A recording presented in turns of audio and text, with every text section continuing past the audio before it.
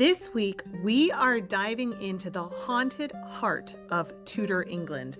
And to start things off, this is a clip from Victoria Thompson's talk at Tudorcon 2024, a spine-tingling tour through East Anglia's ghost stories, pagan echoes, and eerie folklore that lingers in churchyards and coastal ruins.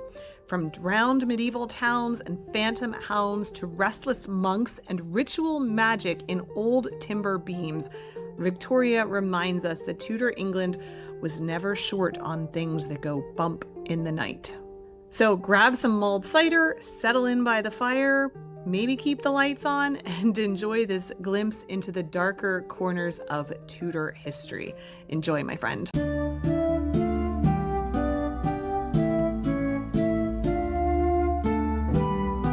Dunwich is a tiny little, it was a major port town in the medieval era, but coastal erosion chipped away, and after a massive storm, it sank beneath the sea.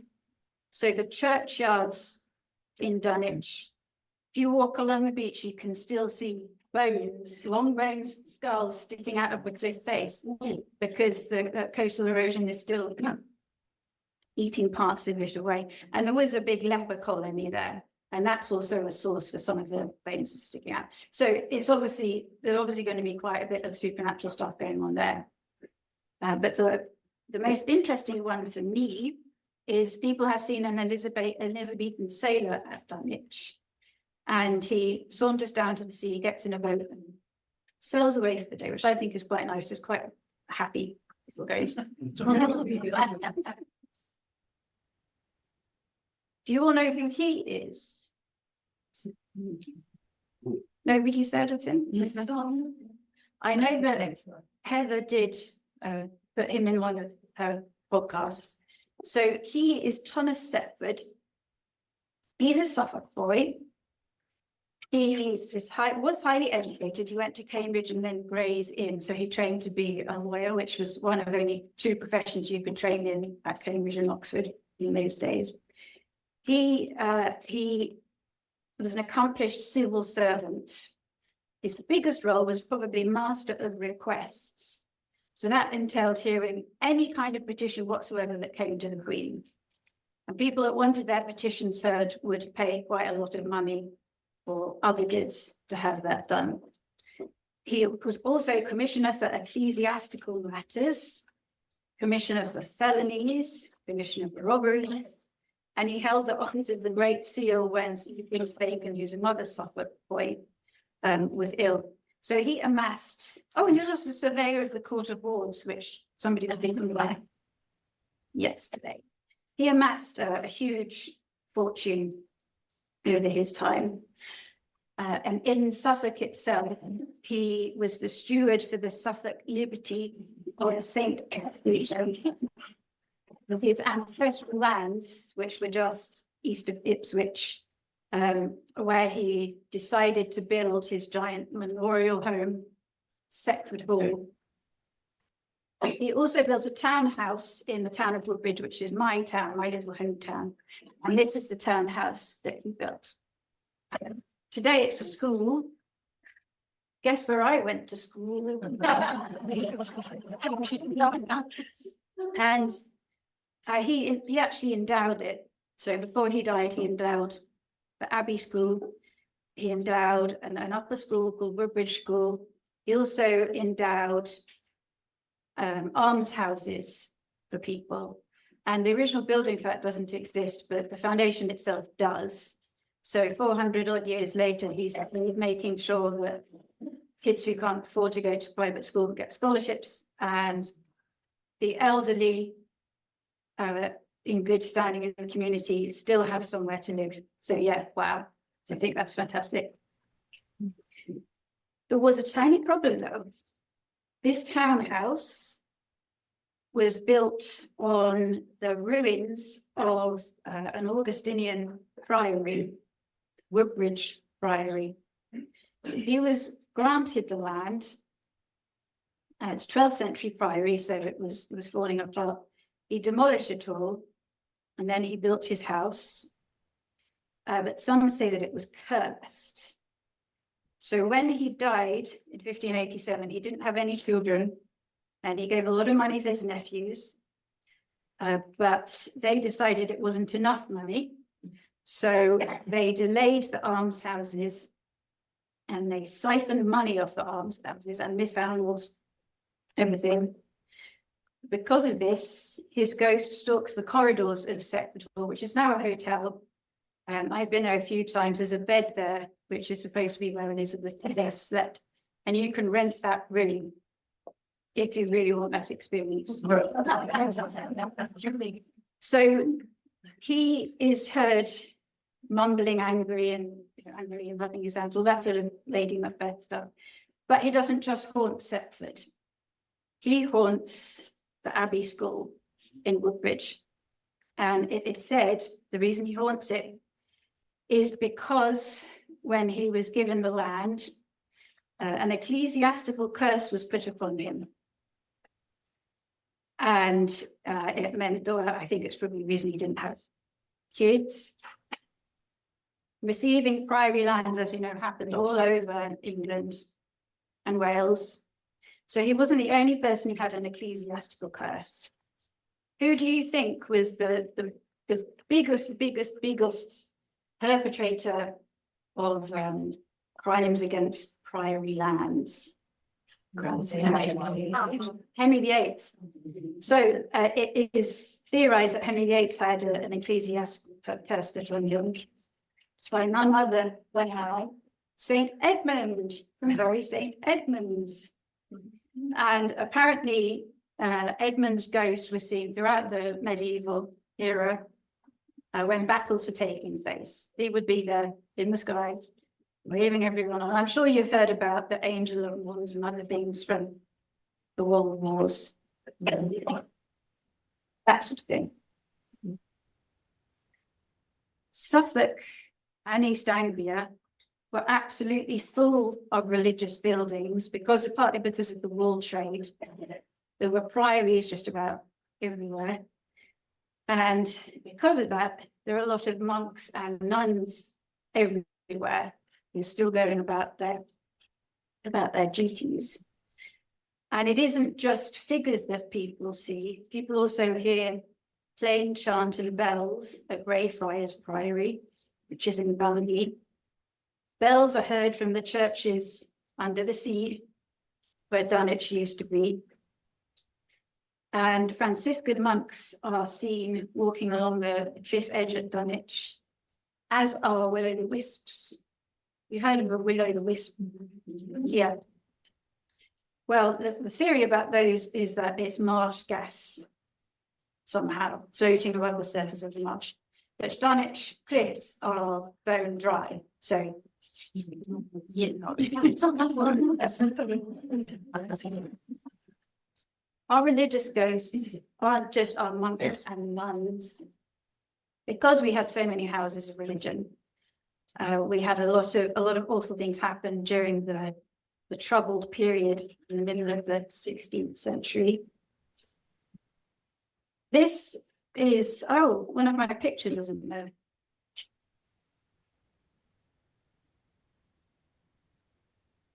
There we go. It's funny.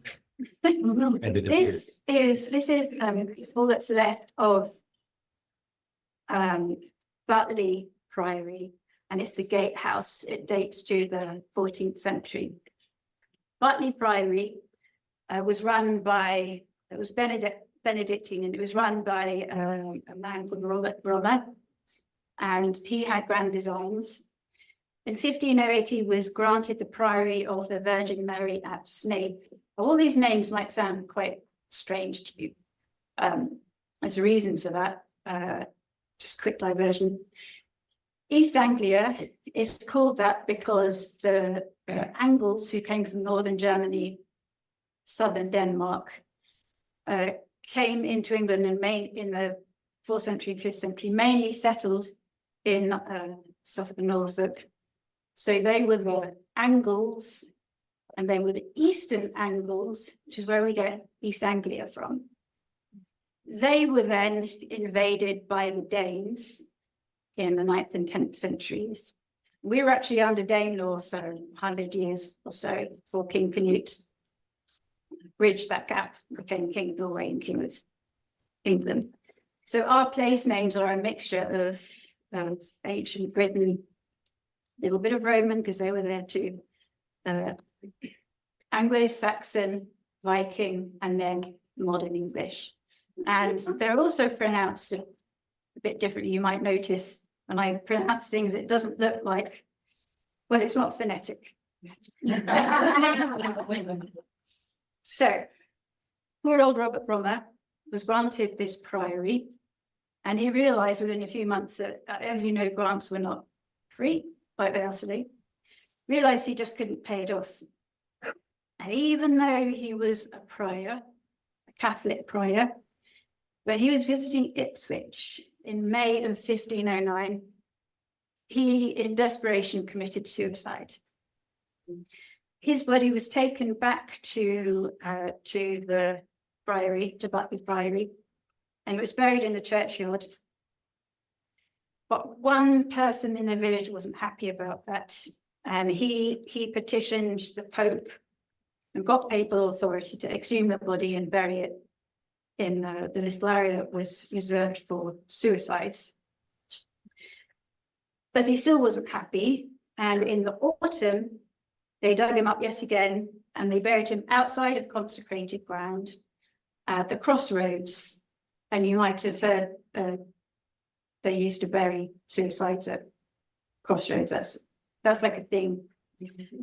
So this led to a seriously pissed off spirit, and he decided he was just going to haunt his home forever until something was done about it. So over the course of a few hundred years, people heard stuff, wasn't very nice. A rector in the 19th century, brand new rector, was given the gatehouse. Everything else had been demolished as his rectory. And pretty soon he discovered the ghost of Robert Brommer, who was mainly confined to one room. And I think it was a bit of poltergeist activity. He threw stuff, he raged about. So his rector decided he was going to permanently block off that one room. Today, this is a rental space. You can get married there, you can have other functions there. There is still one room that's completely ripped off. No one can go in it. Crazy, huh? So it isn't just our religious, or as I said, monks and so on, who do some haunting. As you know, East Anglia was very important to Mary the First. She made various stops on her way down to London, including Cranham Castle. She had various people in Norfolk and Suffolk who were very loyal to her, including somebody called Sir John Sulyard, who was High Sheriff of Norfolk and Suffolk. And I know that sounds like something from the film, but we really have High Sheriffs even today. My sister-in-law's father was High Sheriff of Bedfordshire for a while.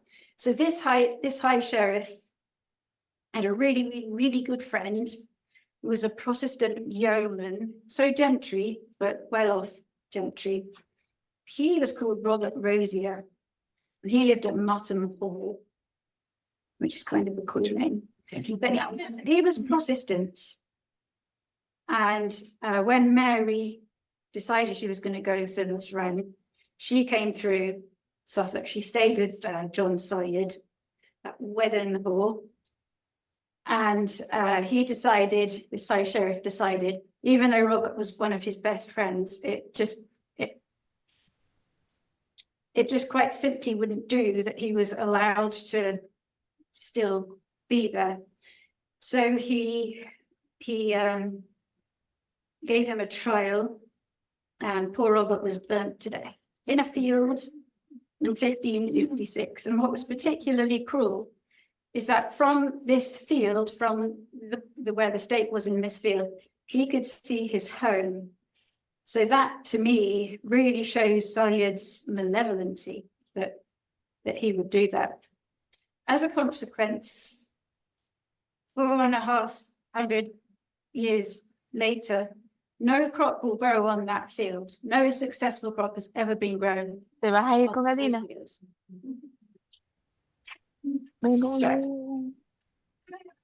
Oh, este. There's a lot. It's a bit spooky. It's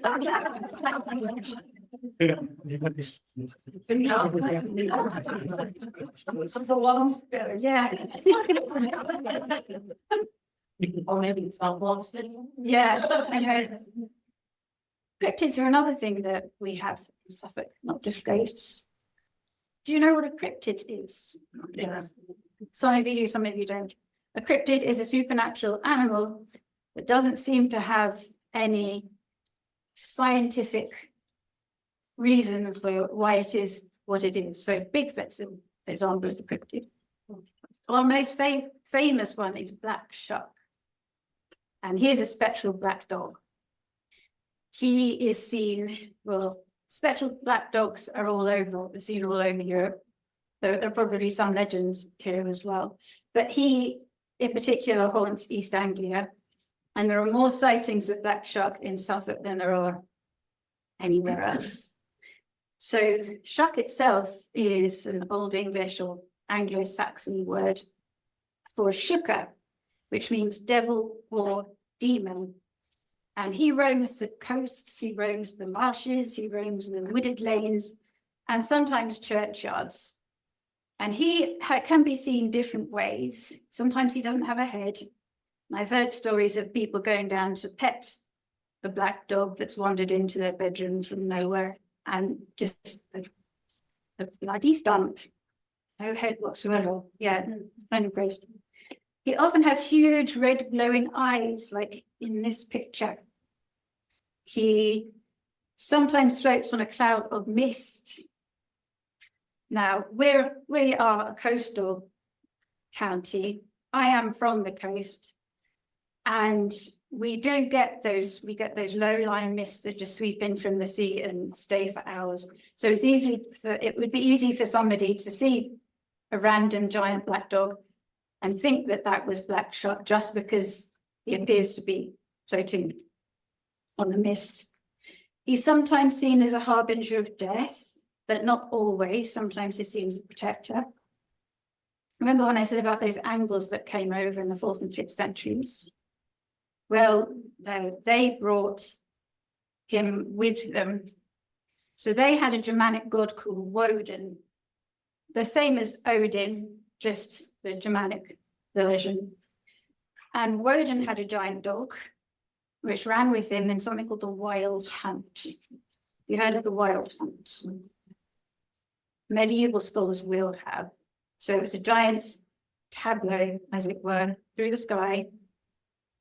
Woden, being the god of the wind, rode through the sky with his giant dogs and other people. And when they rode through the sky during storms, their function was to collect the spirits of the dead.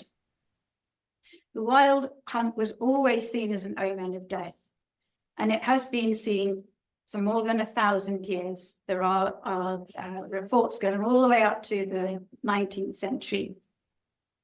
But the first written account comes from the Anglo-Saxon Chronicle in the early 12th century, and it describes the investiture of an abbot at Peterborough Abbey, who was really unpopular. First of all, he was the cousin of the king. His name was Henry of Poitou, who was from France.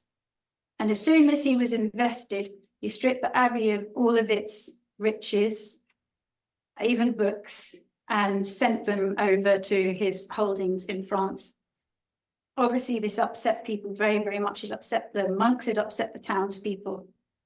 For the full 40 days of Lent, it's reported that everyone in the town saw the Wild Hunt happen every night. And the hunting horns disturbed everybody's sleep, and made things generally just miserable. The Wild Hunt disappeared as soon as Henry of Poitou was sent packing back to France. So Black Shuck.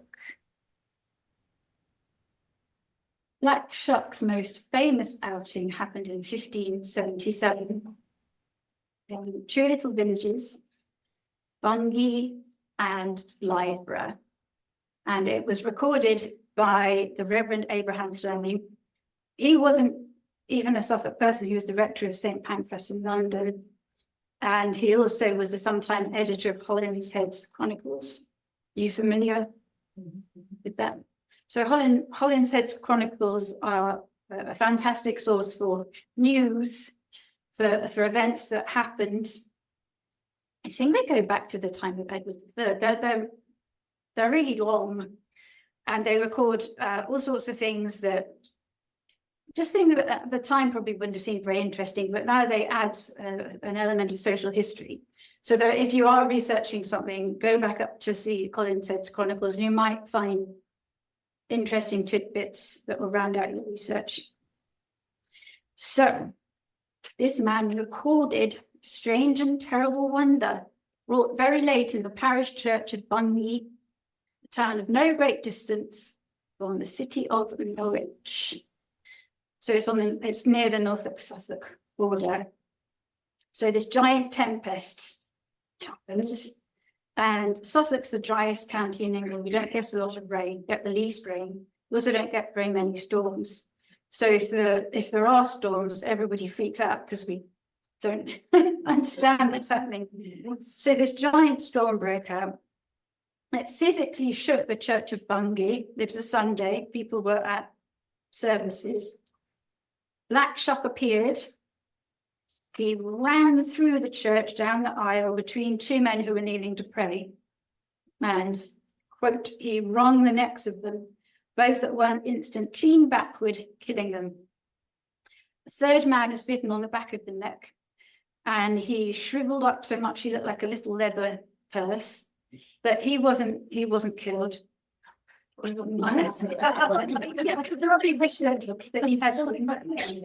Black Shuck, after doing that, he ran out of the church, and as he was running, he left huge claw marks on the porch. And our porches, Suffolk churches, are made out of flint.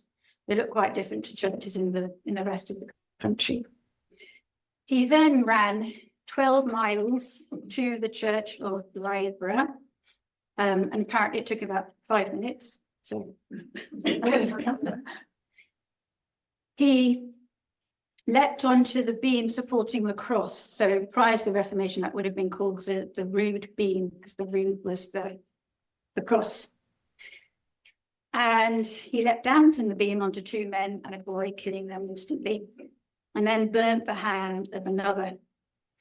After doing this, he wanted to leave, very carefully, but the winds of the storm had pushed the church door shut. So he frantically clawed his way out, and in doing so, he left these burning claw marks in the middle, which can still be seen today. So there's a much more prosaic explanation of this. In Holinshead's Chronicles, it was recorded that there were unbelievably strong storms happening in Suffolk. And in Bungay, the first place that Black Shuck went, lightning damaged the clock. It also killed two men who were sitting under the belfry. Obviously, bells are the metal, so the lightning acted as a lightning conductor. Also scorched a third person. And in Blythburgh, lightning struck the church door and left those marks. And the bells fell after the belfry. Steeple collapsed, killing a man and a boy. And then yet another person was scorched out of lightning.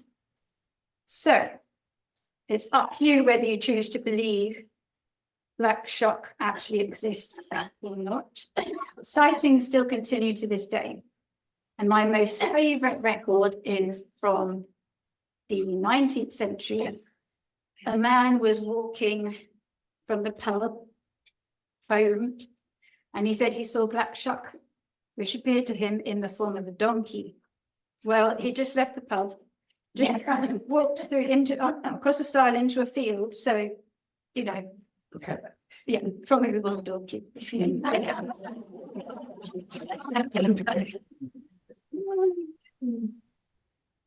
This little chap's called a Woodwose, and I'd never heard of him before I started researching this. I don't know if any of you had. You had. I'm looking into woes as the chalky. Oh, I never even made that connection. Fantastic. So next time in here, I'm sorry. Tolkien. Oh, Yeah. so the Woodwose is the wild man of the woods, and he's been around for more than 1,000 years in British and European folklore, but he's particularly big in East Anglia, and you can think of him as a proto-Bigfoot, shorter, but still really, really, really hairy. So he actually comes from pre-Christian belief, and in Anglo-Saxon, the Anglo-Saxon religion, he was considered to be the protector of the woods. His name actually, so the Woodwose actually comes from the Anglo-Saxon name for a wood or a forest, which is voodoo. Probably not pronouncing that properly, but that's the yet again the Angles changed our language forever. So that's the derivation of the name. Now, he actually appeared in written culture in Elizabethan times. In the Fairy Queen, there are two of them. And in Elizabethan masques, he makes an appearance as well. And he always submits to the Queen's authority. And this is supposed to symbolize that not only can Elizabeth, as ruler of the country, civilize people, but as the head of the Church of England, she can also use her religious powers to overcome the wildness. Representations of Woodwoses are seen all throughout Suffolk churches. And in fact, they're not really seen outside Suffolk in churches.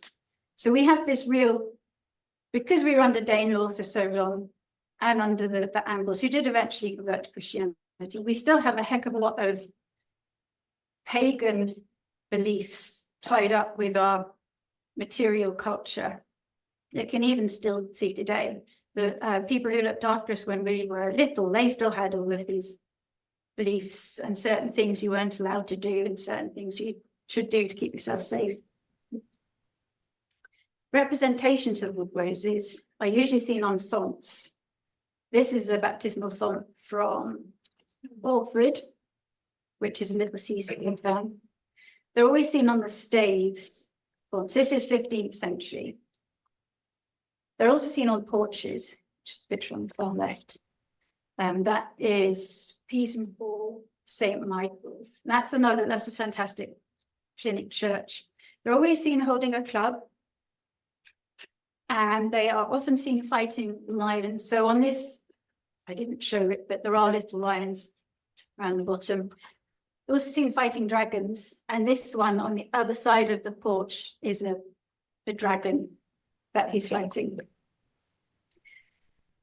They're seen as not only protectors of the woods, but also of humans. And the fact that they were brought into the Christian landscape is interesting to me. So they're protecting the church, protecting humans from the dragon and from the lions over here. I personally think that placing them on a font was also a show of how Christian baptism could overcome wildness, the wild spirit.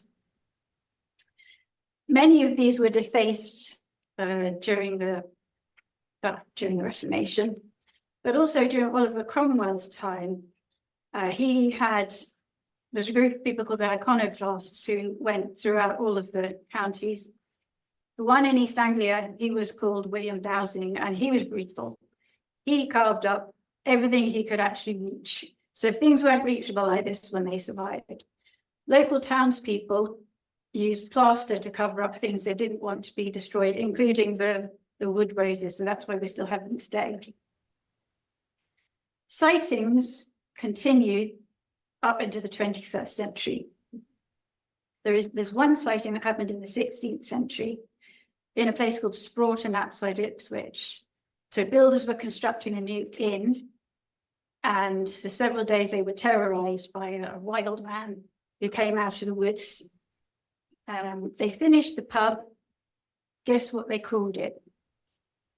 So the Wild Man Inn, and it's still called that today. It's nice, 400 years later. In Peasenhall, which it literally means peas in the valley. So in this particular village, they grew a lot of peas. This is 15th century. In the 15th century, the residents of Peasenhall apparently used to see Woodwoses on a regular basis. And they thought of them more as protectors than anything else.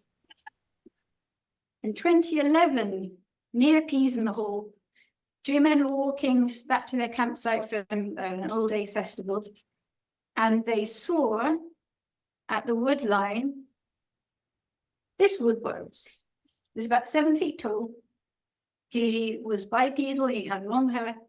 Apparently he's quite friendly, just strolling along. And when they turned off, he went into the woods. But they had been at an all-day festival.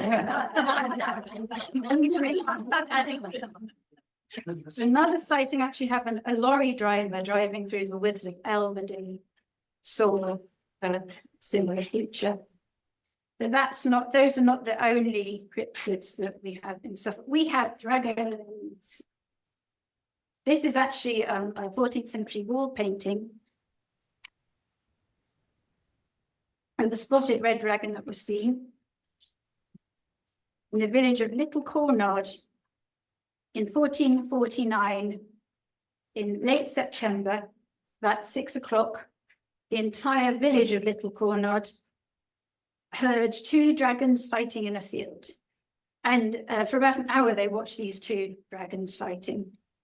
There was a black one who was from Suffolk. And then this reddish spotted one lumbered over the River Stour from Essex. And where they thought was a meadow on the Suffolk side of the river. And afterwards it was called Sharp Fight Meadow.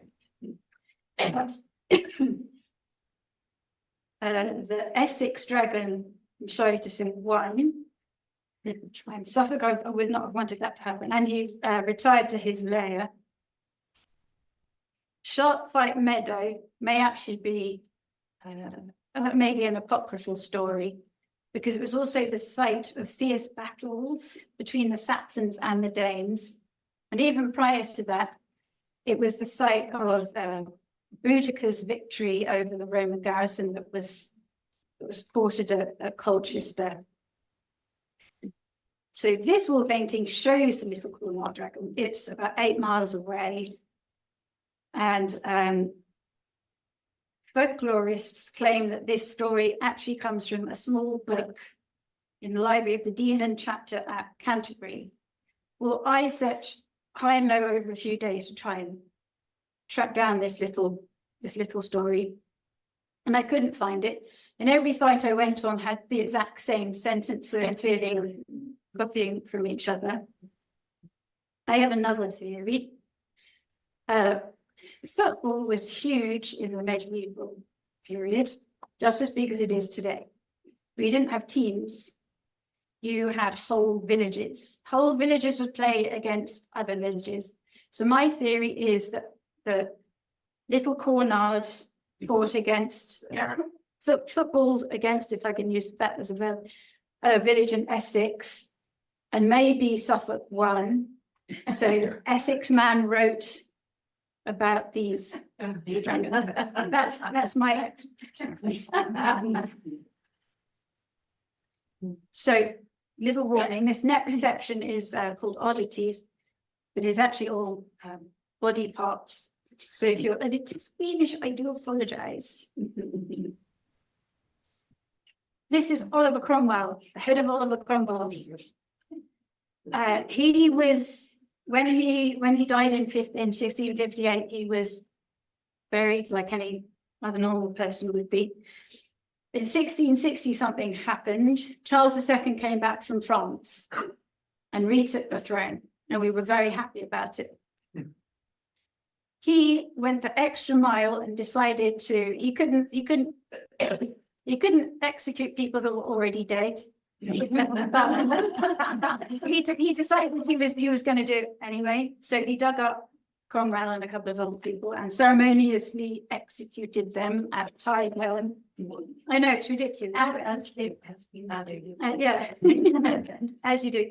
I mean, they've been 2 years since Cromwell died, so yeah, really high state of putrefaction, not very nice. So they buried his body under a tree at Tyburn anonymously, because they don't want people digging that up and making him a martyr. And they embalmed what was left of the head, and they put it on a spike of Westminster. So you can see the spike sticking out of the top. For some reason, they removed the top, his skull cap. I don't know why. Maybe it was to facilitate the spike getting through. I used to work in museums, and I've worked with mummy wrappings, and I can tell you the smell of those things is quite incredible. You probably guess what that is like. So I would not want anything to do with that. So his head was up on Westminster for well over a decade. Oh, wow. Yeah, he was really that hated. He still is that hated. It blew down.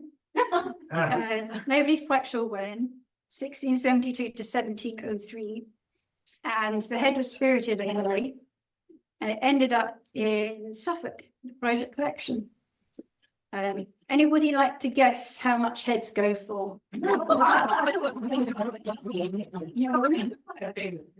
It's a famous head, but in 1781, it went for £180, which was a decent sum of money in those days. Eventually, it made its way to Melton, which is a tiny village outside of Woodbridge. Ended up in the Wilkinson family. And over the years, the Wilkinsons liked to show it to people at a very peculiar time after breakfast. If they'd done it before breakfast, they could have saved a heck of a lot of money on So, in 1960, Dr. Horace Wilkinson inherited it from his dad, and he just wasn't into it. I wonder why. He wasn't into the head. So he gave it to Sidney Sussex College, which was Cromwell's college in Cambridge, and it was buried there. The burial place, it was top secret, but the burial place isn't known to anybody because they're afraid that he'll be dug up again.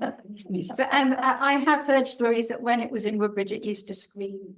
So, yeah, exactly. Okay. It's another head. Yay! Yeah. Sorry if you're squeamish. I should have like a cloth that I could. So this is an older head, a much older head. This is Simon of Sudbury. And he was born as Simon Theobald. Theobald's a really Suffolk name.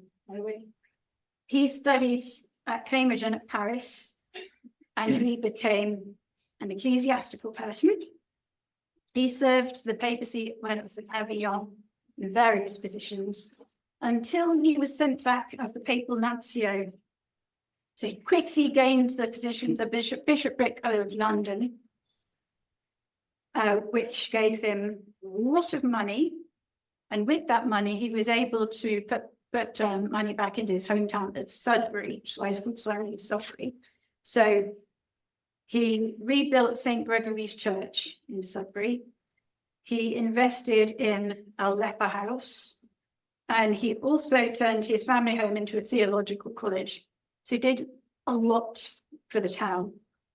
Not only was that the first theological college, it was the first school of any kind in Sudbury. He became Archbishop of Canterbury, which gave him even more money. But he was such a good guy that he spent that money repairing Canterbury, which was quite dilapidated by then. Also repairing the walls of the city, and the West Gate House, which I believe is still there, but anyone who's been to Canterbury may have seen it there. So he impressed Richard II so much that he was made Lord Chancellor. I don't think he wanted to be Lord Chancellor because of what was about to happen. So the French Wars, the interminable French Wars had pretty much bankrupted England.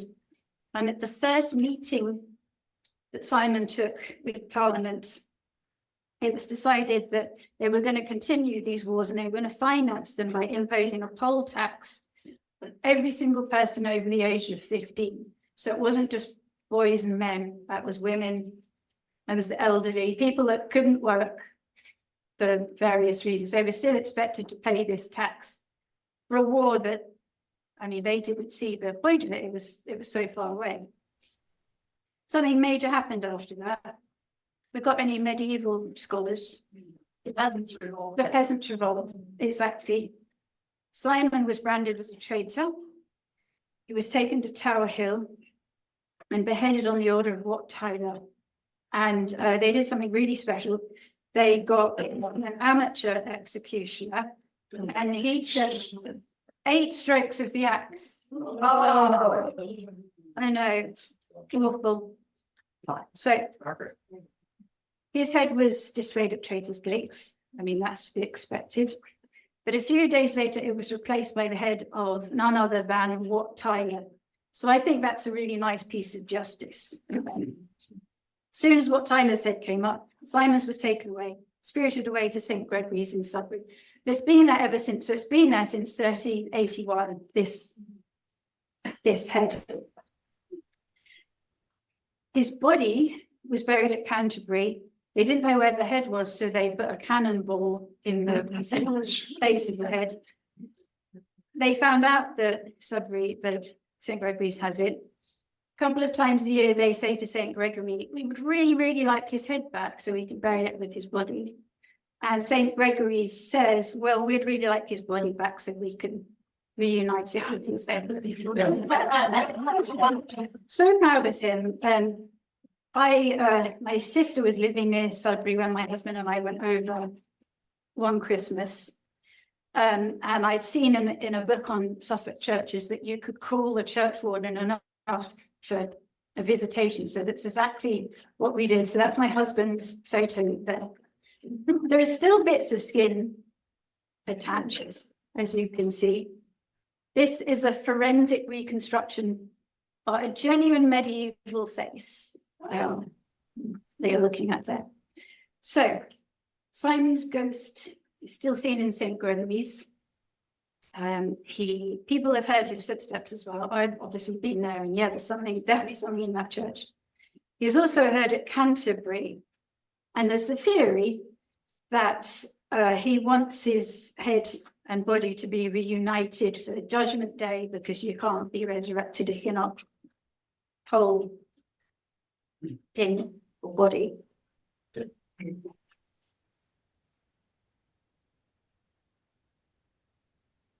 I'm missing the picture again. There is a picture of a casket, but for some reason it's not. I just have to scale it to me. It's said that Anne Boleyn's heart resides in Suffolk at St. Mary's Church in Irwalton. So the legend is Anne's aunt, a martyr, and uncle, Sir Philip Cowthorpe, they lived at Irwalton Hall, which unfortunately isn't there any longer. This is the gatehouse, which is the only original part that still exists. Apparently, she used to visit them quite a lot. And the night before she was executed, she asked that her heart be buried at Irwalton. That also might be apocryphal. That might never have happened. But in 1838, renovations at the church uncovered a heart-shaped box, which would have been this little picture that's not come up. A little heart-shaped casket. And they opened it. There was some black dust inside. They reburied it under the organ, and the legend persists today that her heart is buried in it.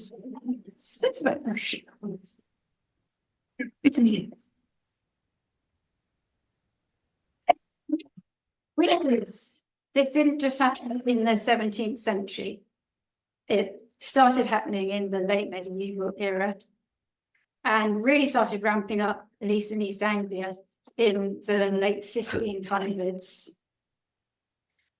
This is from Demonology, James 1st and 6th books on witches. So East Anglia, in particular Suffolk, has always had a deeply held belief in the supernatural and witches and bad actors, the threat of evil forces aided by human actors who are witches. And the nannies we had as kids, they still firmly believed in witches. We were not allowed to walk around a church the wrong way, anti-clockwise. Yeah, exactly. Huh. So, yeah. We also, if we saw a black cat, the nannies would stop us. We weren't allowed to move until the black cat had walked outside of our path. So, in 1595, witches were sent to the pillory in Whitbridge.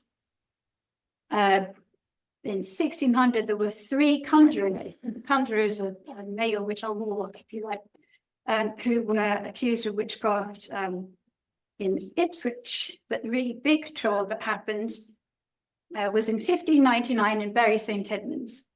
So the typical victim was an elderly woman called Doll.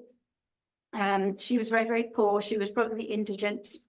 She was accused of witchcraft against Joan Jordan, who was the servant of a man called Simon Fox. Joan alleged that Doll had asked her for some food and other things and was turned away at the door. She claimed that Doll then sent her 3 toads over 3 consecutive nights. And the toads would make their toad noise, whatever that's called. What is that called? Croak, yeah. So much that she couldn't sleep. So when the 3rd toad came, she attempted to burn it. And for her trouble, she was flung down the stairs. Master Simon Fox found her at the bottom of the stairs, and he was incredibly important. So Doll got sent to jail. Whilst Doll was in jail, the worst things happened. She sent a foot-high shadow, dark shadow, named Giles, to haunt Joan. And Giles scratched at the walls, knocked at the walls. He attacked her in bed. He would hold her hands and prevent her from speaking, and slap her cheeks, and apparently kiss her. And as you see in 17th century witch trials, villagers were only too happy to say that they had witnessed all of these things happening. The spirit Giles said that he'd been taken as a boy, and that he had served Doll for 20 years, and he committed various murders. Doll was given a very, very quick trial and executed on the 12th of July at the age of 1599. So he was Bucket's first victim. Because people were so afraid of witches, they created this whole landscape of witch marks, also known as apotropaic marks. Have you heard of a Marian mark? So a Marian mark is a mark that refers to the Virgin Mary, and it was thought that by placing it on your house, a surface in your house, that would invoke the Virgin Mary's protection. So usually it's an M, the Mary. You also see interlocking these, which is what here, this is Otley Hall in Suffolk. That means Virgin of Virgins. You also see A's. There's one up here. That stands for Ave. And also R, Regina, or Queen. Other marks include daisy wheels. Who had a tour here yesterday? then our fantastic tour guides would have shown you this daisy wheel mark up here. They were usually put by fireplaces. And they were supposed to stop wickedness from coming into your home. Any of the orifices, you know, the mouth was where the devil could go into, but any opening in the house was where bad could come in.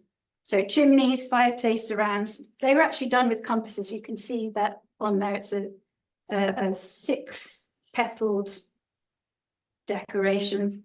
So it's actually a really, really old pagan symbol for the sun. It was supposed to bring darkness in, dispel evil. Quatrefoils were another one. You can see that here. 4 petals, 4 petal marks. Another thing that was employed were circles, and spectacles. These all, apart from that one, these all come from a tiny village called Hoxton.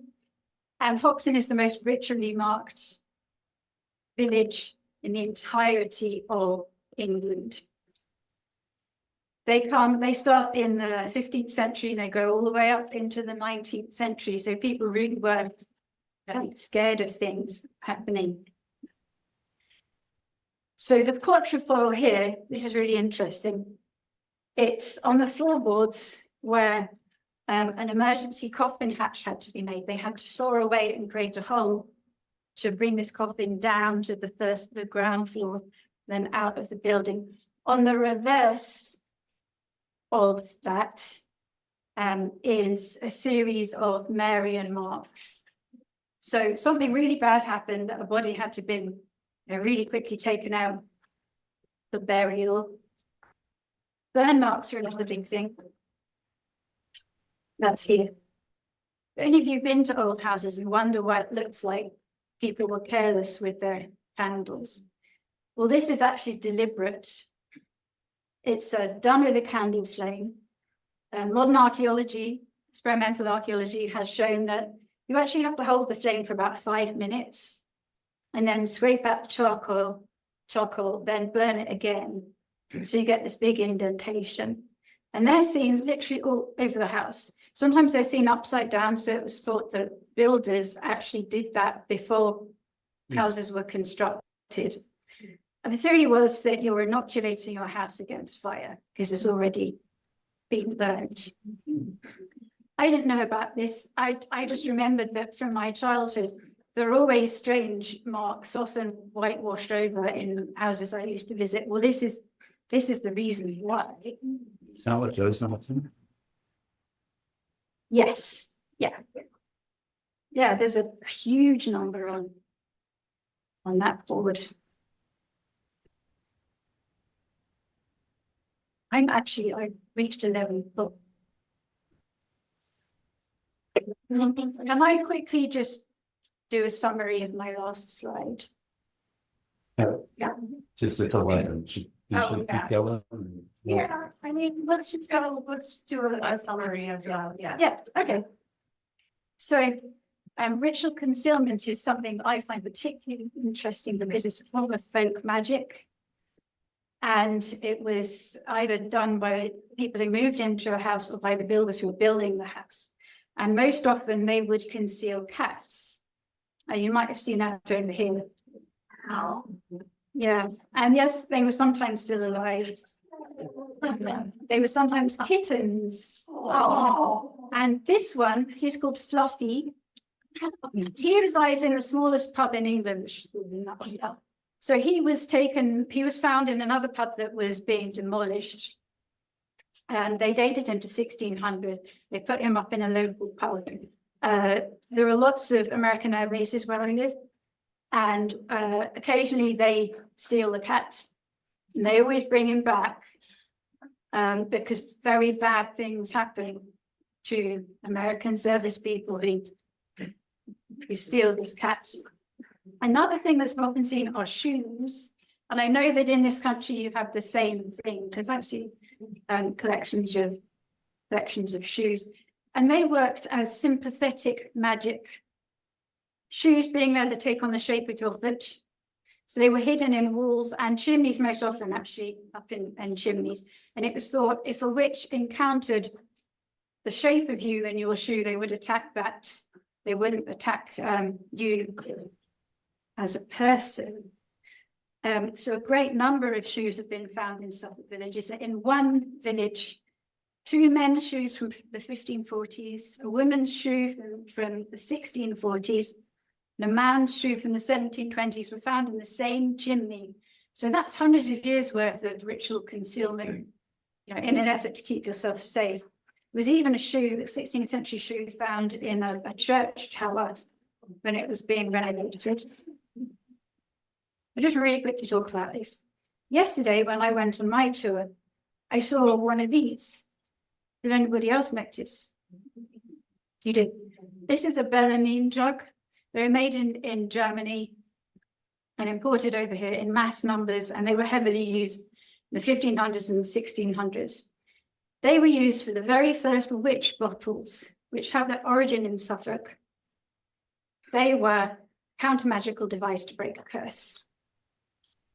To do that, you had to convince the witch that that was you. And the easiest way was to fill it with your own pee. Also with things that could stick into the witch and hurt the witch. So iron nails are actually the most commonly found object. They used to be burnt in fires, but often they explode and they end up killing the person who was trying to rid themselves first. So they were later buried under thresholds. There was one I found in Ipswich that had little heart-shaped pieces taken out of the victim's clothing. So extra, this is me, you need to have this bottle, not physically me. I do have other examples, but I don't have time to tell you about that today. So the reason I'm ending on this is that bottles spread throughout England from Suffolk, and they eventually made it to America. So things have sort of gone full circle, if you like.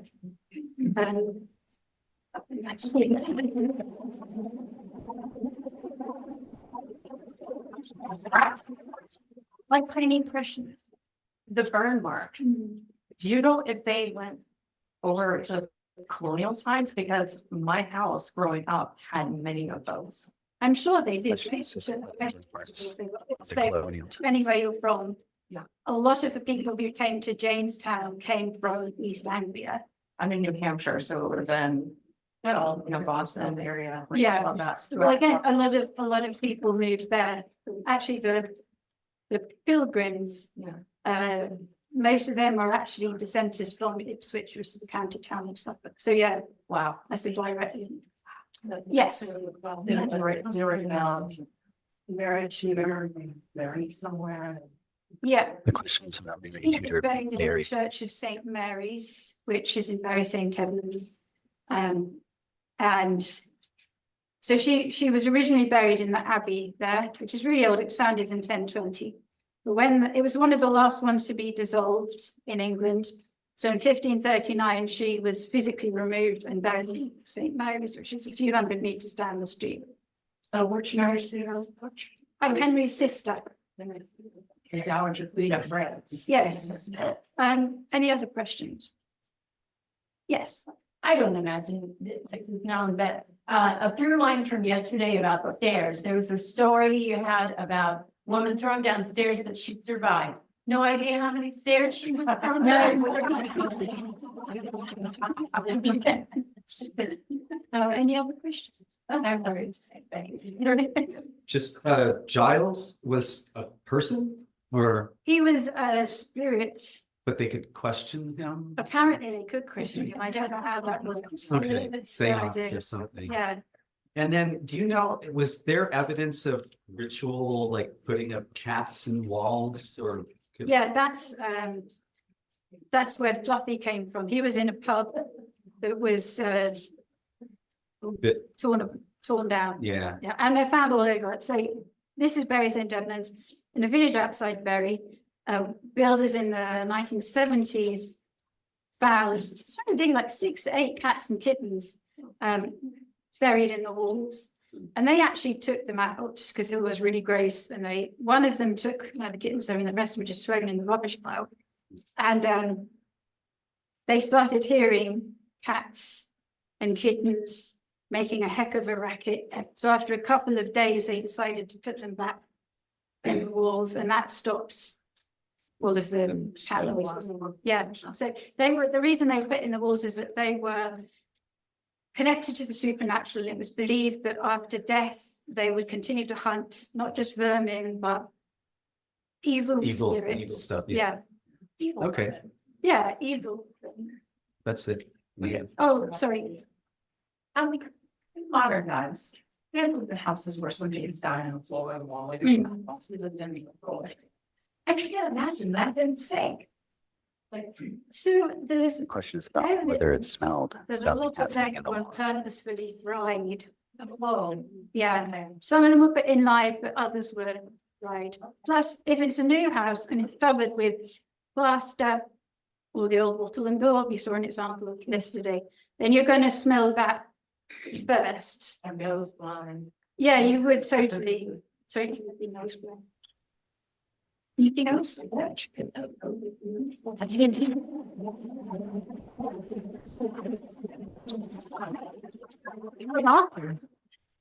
All right, let's take